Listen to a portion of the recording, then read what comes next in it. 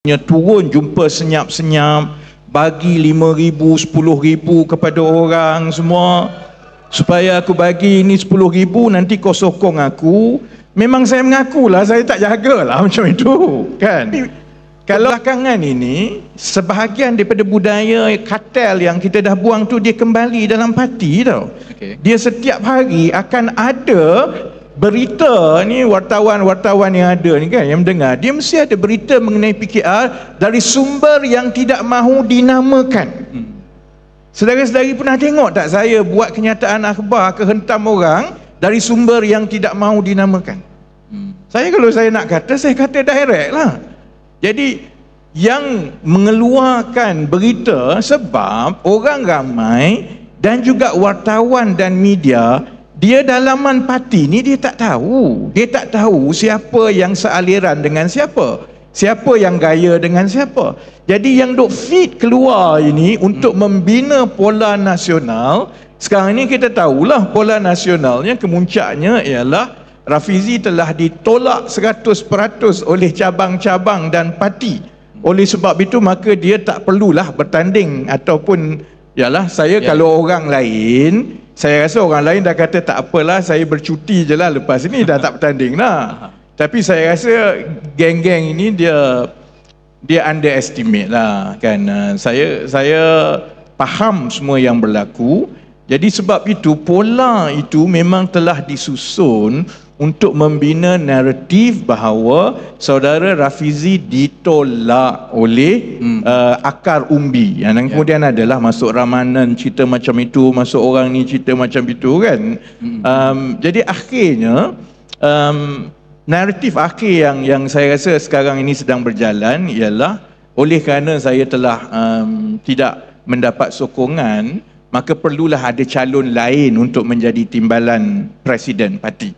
Yang itu saya ingat, kita kona kok mana pun, kita bolehlah cakap macam mana pun, tapi rakyat memerhati perkembangan yang berlaku dalam tempoh 1 bulan terakhir ini. Kita tak boleh salahkan rakyat kalau dia rasa, ataupun anggota parti di bawah kalau rasa memang itulah pola nasional dan naratif yang cuba dibina. Yalah, boleh kata semua yang dikaitkan dengan YB, tim YB ke, semua kalah dekat cabang. Okey. Cuma YB kita panaskan sikit. Saya start petik-petik orang. Cuma yalah, kalah lah, tapi ada yang kata ini kalah sebab tak jaga akar umbi YB. Saya petik dalam news hari ini, YB Ramakrishnan, calon naib presiden yang baru nak bertanding ni, dia kata kekalahan ini disebabkan oleh tak jaga akar umbi. Jadi dah ada bodyguard, dah jadi menteri, WhatsApp pun itu ini dan sebagainya. Jadi macam mana YB? Yalah, saya tak ada WhatsApp tu satu dunia tahu. Saya memang tak ada WhatsApp. Keluarga saya pun tak ada WhatsApp kan. Tak, jadi saya tengoklah. Sebab tu saya kata dia sebahagian daripada naratif yang cuba dibina lah kan. Jadi saya ingat, yalah, saya tak boleh nak salahkan Ramanan lah. Mungkin Ramanan baru dalam parti ni. Masa kita lawan Najib dengan Masa kita lawan Najib dengan YMDB dulu tahun 2015, dia bendahari MIC pun. Dia masuk parti tahun 2020. Maksudnya selepas MIC kalah tahun 2018, YMDB pun dia masih lagi dengan MIC. Jadi kalau saya nak salahkan dia tu pun, ialah saya bagi masa lah. Dia mungkin terkeliru budaya akar umbi yang ada dalam keadilan dengan daripada parti lama dia. Budaya kita lain. Baik jaga akar umbi ni macam mana kan? Kalau jaga akar umbi seperti yang Ramanan duk sibuk beritahu semua itu, maksudnya turun jumpa senyap-senyap, bagi 5,000, 10,000 kepada orang semua, supaya aku bagi ini 10,000, nanti kau sokong aku. Memang saya mengakulah saya tak jagalah macam itu kan. Kalau menjaga akar umbi ni maksudnya hantar hamper, Deepavali hantar hamper, raya hantar hamper. Wong Chen tak ada kat sini. Wong Chen dekat sini. Wong Chen biasalah orang sibuk-sibuk dia pergi bercuti lah. Wong Chan satu hari dia mesej saya, dia kata, kenapalah menyusahkan aku. Kata, kenapa pula? Ni ada orang ni hantar kotak kuih raya sampai 1 lori, padahal raya dah habis seminggu dah pun. Tapi sebab pemilihan ni kan, raya pemilihan ni kan, dia kata menyusahkan aku sebab aku nak kena angkut buat naik pejabat aku tingkat 2. Jadi kalau nak kata saya tak jaga akar umbi oleh kerana benda-benda macam itu, memang saya mengakulah, sebab kita ni parti reformis dari. Kalau kita nak buat macam itu, baik saya masuk parti lain, senanglah. Tak payahlah nak keluar lokap, pergi demo. Sebab Ramanan tak pernah kena rasa pukul demonstrasi. Kita pernah merasa semua kena sembuh air semua ni. Kan? Jadi kebelakangan ini, memanglah bila dah menang, dah jadi kerajaan, banyaklah yang saya pun tak tahu watak-watak mana, daripada parti mana yang masuk. Budaya itu jadi, mungkin dia berlaku jujur. Dia rasa memang ini seorang timbalan presiden yang tidak baik, yang tak menjaga akar umbi lah. Tapi budaya kita dalam PKR menjaga akar umbi ni lain.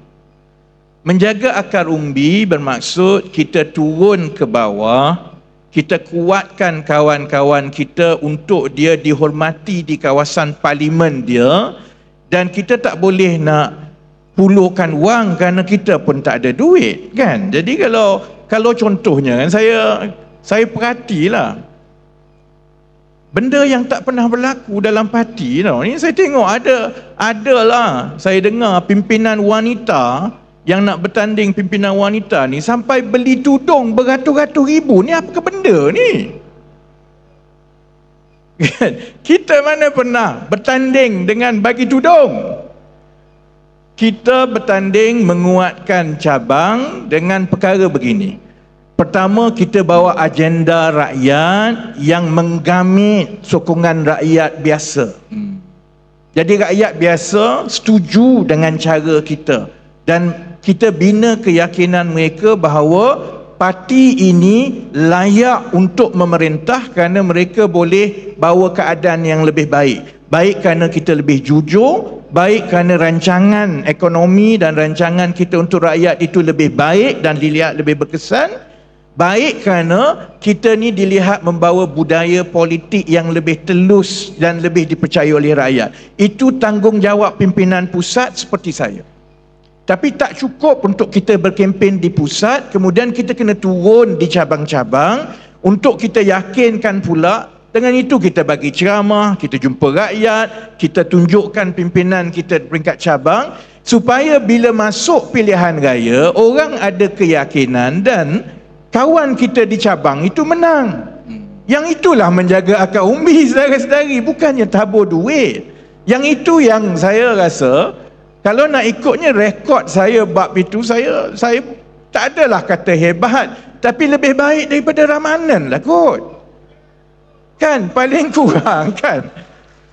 Paling kurang masa parti teruk, tak ada kursi, masa orang tak berani nak buat ceramah, masa tak ada duit, kita tetap turun.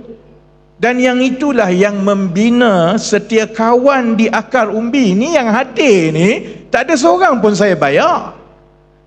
Saya keluar tadi, saya dapat message lah. Message kata, alamak mampu kita malam ni ada 30 orang. Dewan tak penuh. Aku kata mampu lah, semua orang takut. Parti kita dah jadi macam itu, orang nak hadir pun takut kan. Tapi yang hadir saya ingat, kebanyakan yang saya kenal muka-muka ni, sebab bukannya sebab dia orang hebat ke apa. Saya kenal sebab dia memang di mana-mana ada muka dia. Dengan reformasi daripada dulu, demo pun ada dia, bersih pun ada dia, ceramah 5 orang pun ada dia, pacah pun ada dia. Dan bila dah jadi kerajaan, dia tak ada pun dapat apa-apa.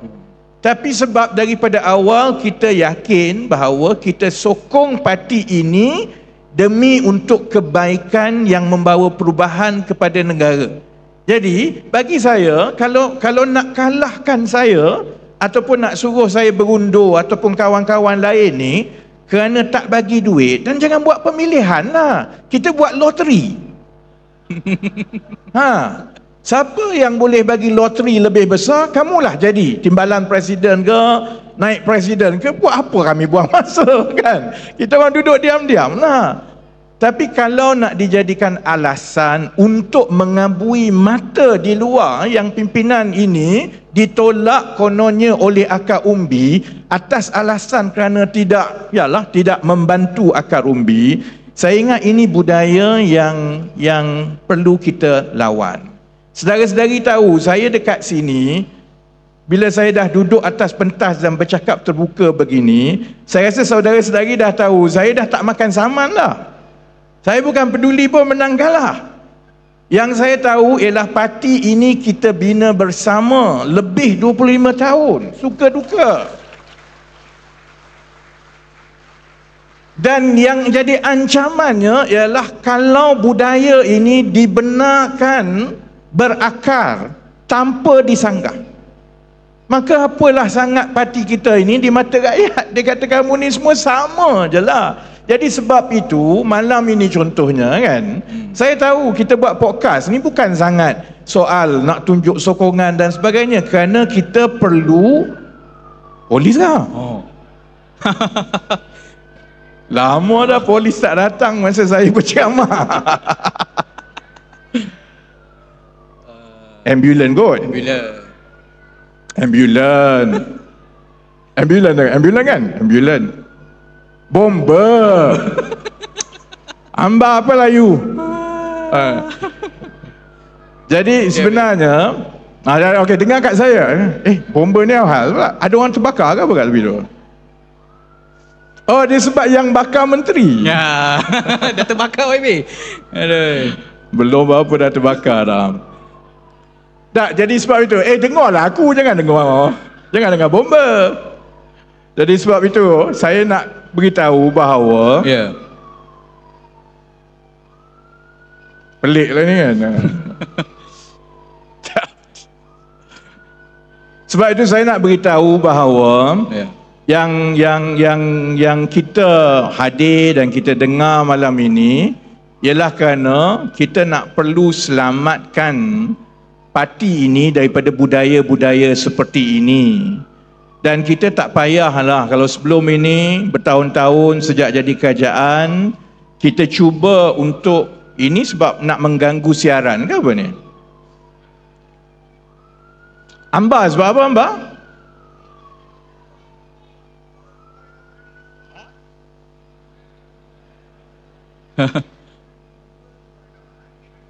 Oh ya, parking bomba orang banyak-banyak tadi. Okey. Bomba sukarelawan.